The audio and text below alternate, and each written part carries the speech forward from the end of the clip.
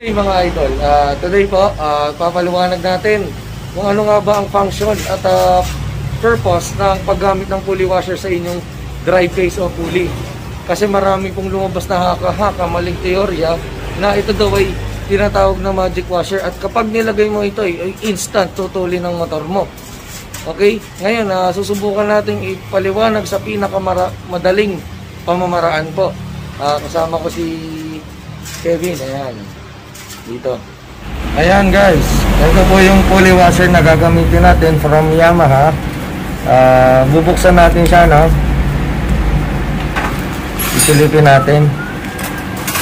Ayan.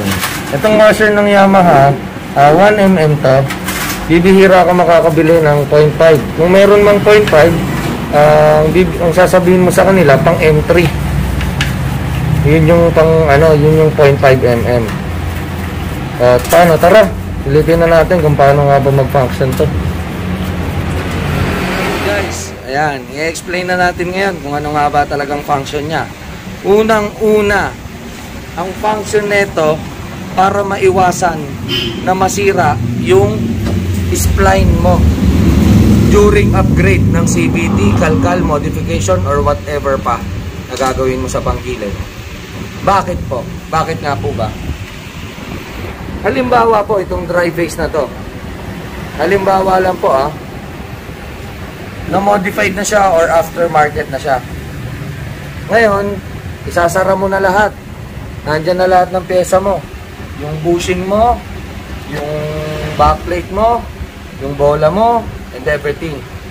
Halimbawa lang, nakakabit na. Ganito. Halimbawa lang, nakakabit na ganyan lahat, no? Siyempre, ilalak mo na yan. Oops. Yan. Ngayon, sasara mo na ang kanyang original na washer, no? Nakita mo, lagpas. Lagpas, ayun, kitang-kita yung spline. Kailangan mong magdagdag ng washer dito para kapag nilak mo na yung nut ay hindi babangga sa spline. Ayan. Halimbawa, yan, no? Para hindi bumaga tong nut dun sa loob sa spline. Ganito ang itsura niya.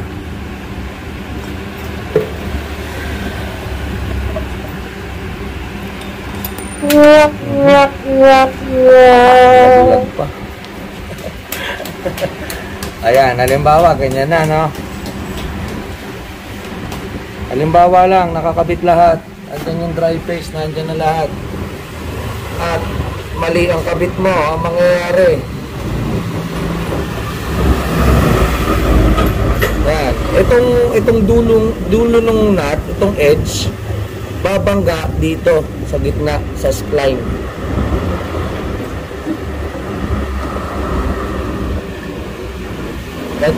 Itong dulo na to, itong surface na ito, babangga dito sa spline. Ngayon, ang mangyayari sa spline, pag pinilit mo ng pinilit, halimbawa, ito yung spline, gaganyan po yung bakal. Tutupi. Ngayon, masisira ngayon yung spline mo. Kapag pinilit mo ng pinilit pa andarin, hanggang sa magsawa ka na, hanggang sa makulit ka kasi at akala mo tama yung ginawa mo, ang mangyayari, etong gitna ng dry face ay masisira. Mawawala ang kanyang ngipin sa gitna at maaring maapektuhan ang lahat ng nasa panggilid mo. Dahil iikot to ng iikot ng iikot ng iikot hanggang sa mabilog na lahat. Wala ka na makikitang ngipin. Iikot na lang dito yan. So, hindi na siya sabay sa ikot ng iyong segunyal. Alright. Sana maintindihan nyo dahil ito, napakadelikado na itong na to. Na itong topic natin na to. May isang paraan pa para gawin yan. Dun sa naunang video natin, nilagay ko sa labas ng drive face, di ba? Ganyan ang ginawa ko. Pwede po yan. Pwede yan. Pwede yan ganyan. Or pwede rin naman yung ganitong paraan. Dito mo siya ilalagay sa dulo. Yan. Ando na yung ating washer. Pwede rin po yan. Ang purpose lang nun ay hindi para maitono, kundi para mailagay ng tama ang pulley set at iyong drive face. Yung bushing, yung backplate, and lahat-lahat po. Ngayon, ano naman ang purpose nito kapag sinabi natin na, sir, lagyan natin ng washer para matonohan? Ganito naman po yun. Dalawang klase ang pwede mong gawin. Isa dito sa drive face, or pwede rin naman na sa loob ng backplate. Halimbawa po, nakakabit na siya ng ganyan, may bola na rin sa loob. Pwede mong ilagay dito. Yan. Pwede mong ilagay dun sa loob ng backplate. Saka mo lalagay itong bushing. Oops, tigas ah. Yan. Ngayon, ano nga ba purpose niya, no? Dito mo nilagay or doon mo nilagay, iisa lang po ang purpose niyan. Para paglayuin po ang drive face at saka pulley.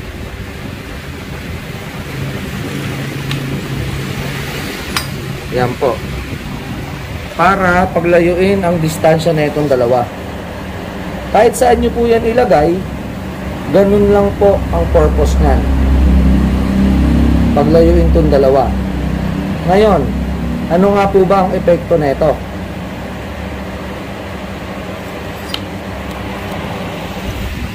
Bukod sa ikinakasa mo ng mas mababa yung belt mo, halimbawa, ang original was dito, so bababa siya ng konti.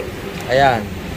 Kasi kung dati siyang nakaganyan at ang kanyang play ay hanggang doon lang ang hangganan at gusto mo talaga